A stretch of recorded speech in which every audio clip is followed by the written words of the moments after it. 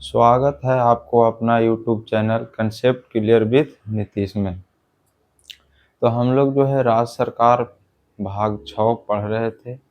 भाग 6 जो है राज्य सरकार में हम लोग कुछ पढ़े थे, जैसे भाग 6 में जो है हम लोग अनुच्छेद 152 यानी राज्य की परिभाषा पढ़ लिए थे। 2 में जो है कार्यपालिका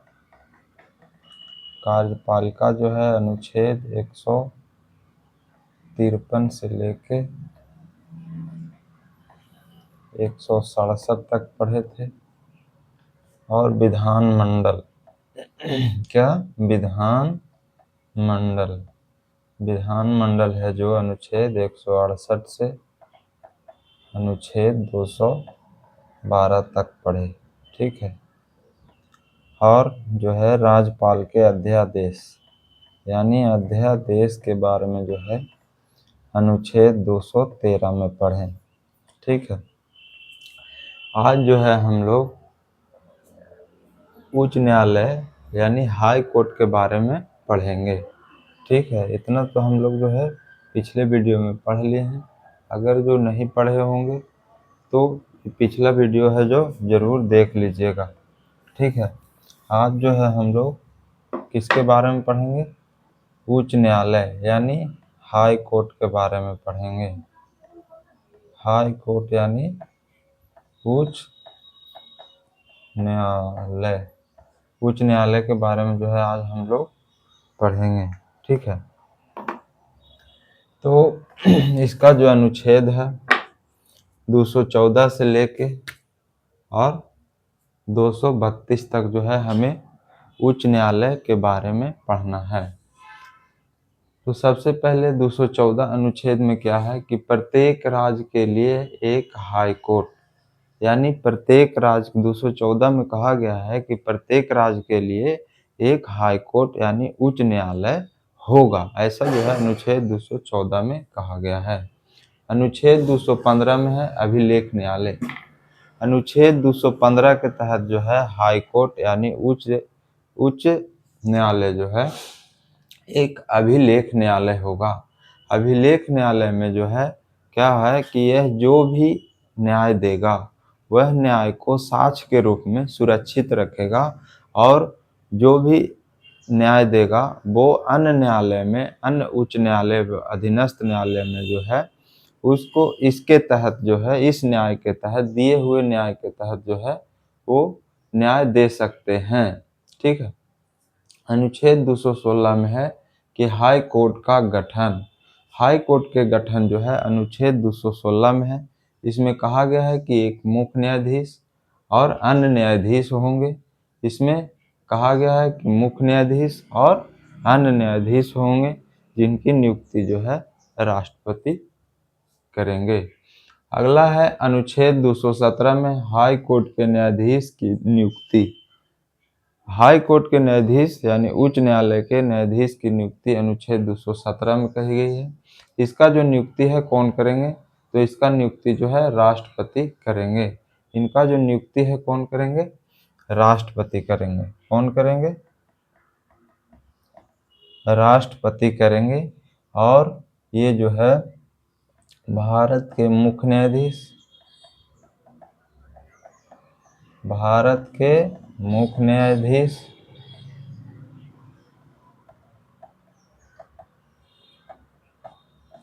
संबंधित राज्य के राज्यपाल,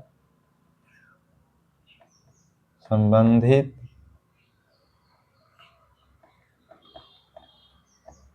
राज्य के राज्यपाल, संबंधित राज्य के राज्यपाल और हाई कोर्ट के मुख्य न्यायाधीश।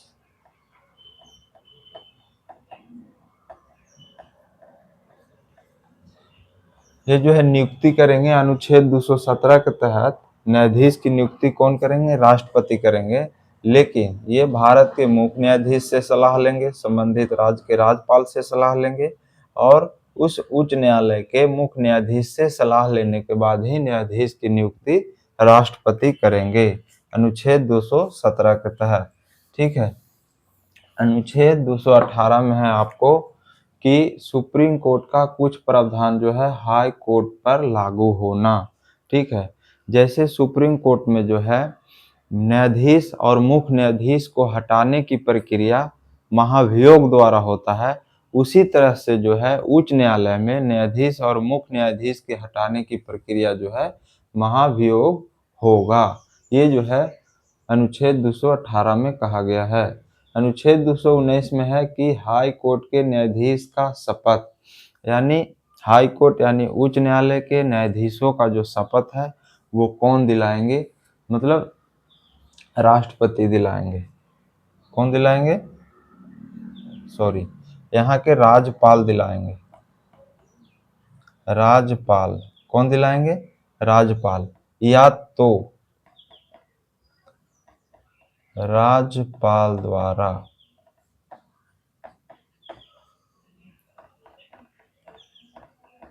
नियुक्त किसी व्यक्ति के सामने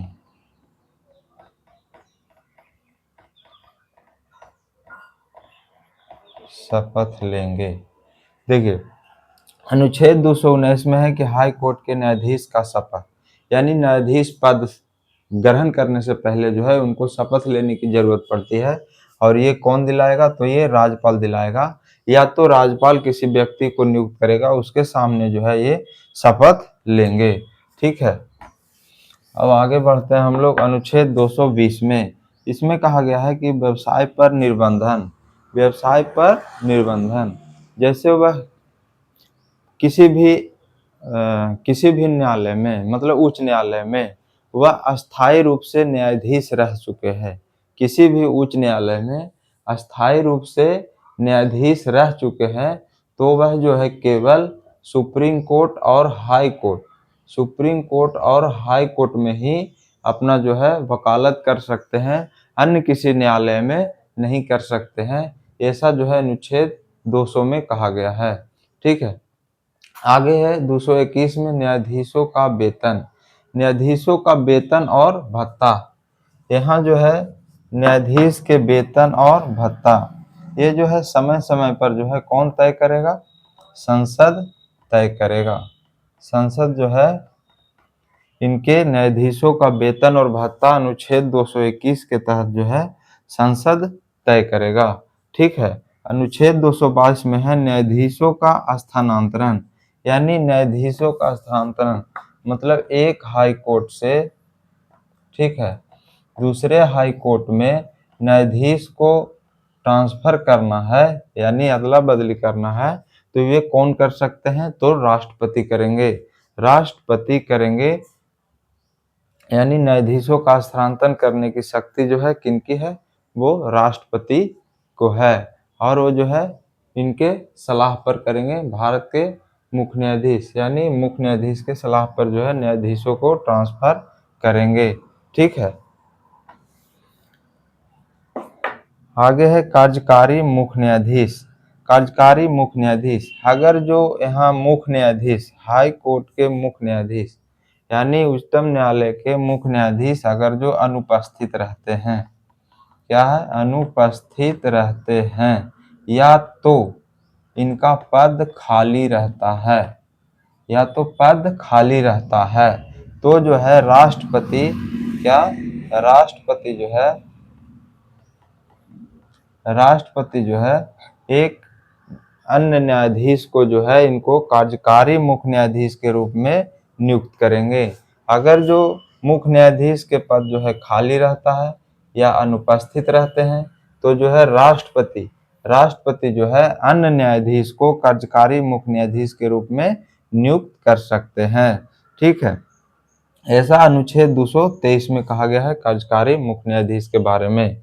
अगला है 224 में अनुच्छेद में अपर न्यायाधीश या कार्यकारी न्यायाधीश, अपर न्यायाधीश या कार्यकारी न्यायाधीश। ध्यान दीजिएगा, 223 में है कार्यकारी मुख्य न्यायाधीश और 224 में है अपर न्यायाधीश यानी या कार्यकारी न्यायाधीश। ठीक है। ये जो है इसका भी कार्यकारी न्यायाधीश जो है अगर जो हाई कोर्ट में अगर जो काम बढ़ जाता है अस्थायी रूप से अगर जो हाई कोर्ट में जो है अस्थायी रूप से काम बढ़ जाता है तो राष्ट्रपति जो है 2 वर्ष के लिए, कितने वर्ष के लिए, 2 वर्ष के लिए जो है कार्यकारी न्यायाधीश नियुक्त कर सकते हैं। ठीक है। अनुच्छेद 224 के तहत अगर जो हाई कोर्ट में काम बढ़ जाता है अस्थायी रूप से तो राष्ट्रपति 2 वर्ष के लिए जो है कार्यकारी न्यायाधीश चुन सकते हैं। ठीक है। अगला है कि हाई कोर्ट की अधिकारिता, 225 में है हाई कोर्ट की अधिकारिता। ठीक है ना। हाई कोर्ट की अधिकारिता है कि जो संविधान लागू होने से पहले, अधिकारिता का मतलब हुआ कि संविधान लागू होने से पहले जो भी अधिकार क्षेत्र, लिख देते हैं यहाँ पर, संविधान लागू होने से पहले जो अधिकार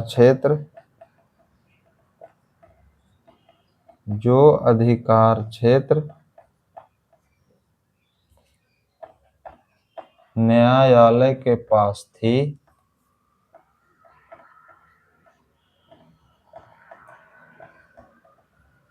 वैसी ही बनी रहेगी। जैसे इसमें हाई कोर्ट की अधिकारिता का बात क्या कहा गया इसमें कि संविधान लागू होने से पहले जो भी अधिकार क्षेत्र न्यायालय के पास था वो वैसा ही बनी रहेगी।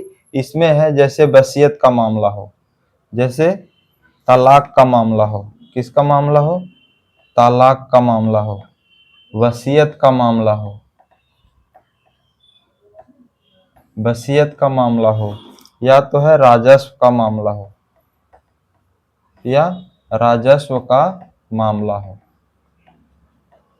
ये जो है अनुच्छेद 125 में 225 में जो हाई कोर्ट की अधिकारिता की बात कही गई है इसमें जो है ये सब बात कही गई है। तो ध्यान से जो है समझ लीजिएगा कि क्या है। ठीक है।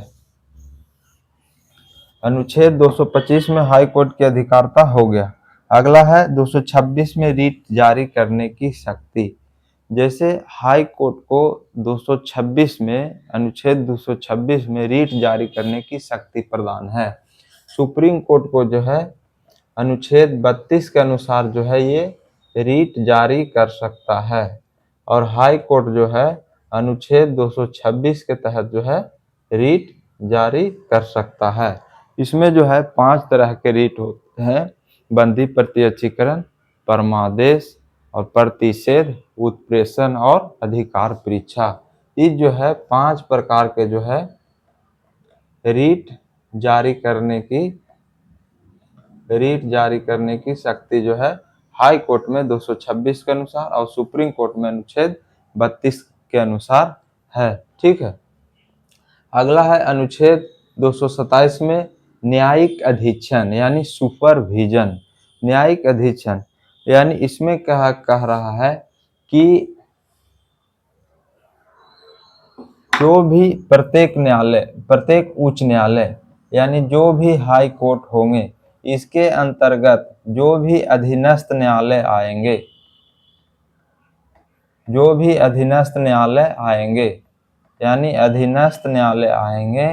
इनके ऊपर जो है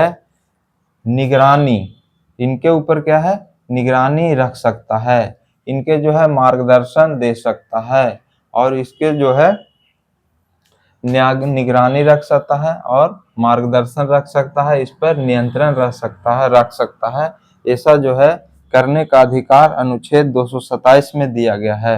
यानी प्रत्येक हाई कोर्ट को अधीनस्थ न्यायालय को यानी अपने नियंत्रण में रखना और निगरानी करना, ठीक है, ये सब जो है अनुच्छेद 227 के तहत न्यायिक अधीक्षण की बात कही गई है, यानी सुपरविजन कर सकता है। अगला जो है अनुच्छेद 228 में कुछ मामलों में हाई कोर्ट में अंतरण, कुछ मामलों का हाई कोर्ट में अंतरण। अगर जो हाई कोर्ट को ऐसा लग रहा है कि इसके अंतर्गत जो अधीनस्थ न्यायालय हैं इनमें जो ऐसा कुछ मामला पड़ा हुआ है, ऐसा कुछ जो मामला है जो संविधान की दृष्टि से महत्वपूर्ण हो या कानून जो है बहुत आवश्यक कानून है, तो इसको जो है ये अपने हाई कोर्ट अपने पास जो है मंगा सकता है। हाई कोर्ट जो है इसे अपने पास मंगा सकता है। ठीक है। अगला है कि अनुच्छेद 229 हाई कोर्ट के अधिकारी कर्मचारी का व्यय, यानी हाई कोर्ट के जो है जितने भी कर्मचारी होंगे या अधिकारी होंगे इनके सारे जो है खर्च जो है राज्य के संचित निधि से दिया जाएगा। कहाँ से दिया जाएगा? राज्य के संचित निधि से। जो भी हाई कोर्ट में अधिकारी हैं, कर्मचारी हैं, उसके सभी खर्चे जो है राज्य के संचित निधि से दिया जाएगा। अनुच्छेद 230 में कहा गया है कि हाई कोर्ट के अंतर्गत केंद्र शासित प्रदेश का विस्तार, जैसे जो भी हाई कोर्ट है प्रत्येक हाई कोर्ट के अंतर्गत जो है केंद्र शासित प्रदेश का जो है जोड़ा जा सकता है। जैसे देखिए ये Kerala high court, Kerala high court के अंतर्गत जो है लक्षद्वीप को जो है जोड़ा गया है, यानी लक्षद्वीप जो है केरल हाई कोर्ट के अंतर्गत आता है। जैसे Kolkata high court, Kolkata high court, ठीक है, कोलकाता हाई कोर्ट के अंतर्गत जो है अंडमान और निकोबार आता है। अंडमान निकोबार जो है,